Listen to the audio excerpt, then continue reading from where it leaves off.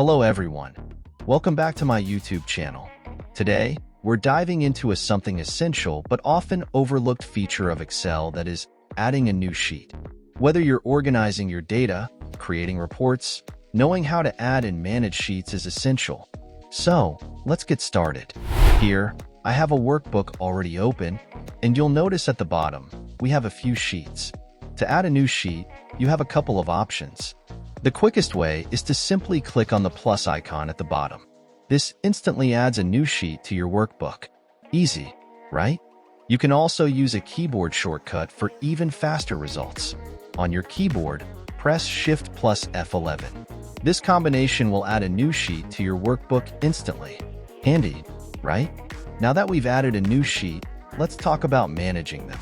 To rename a sheet, just double-click on the Sheet tab and type in your new name.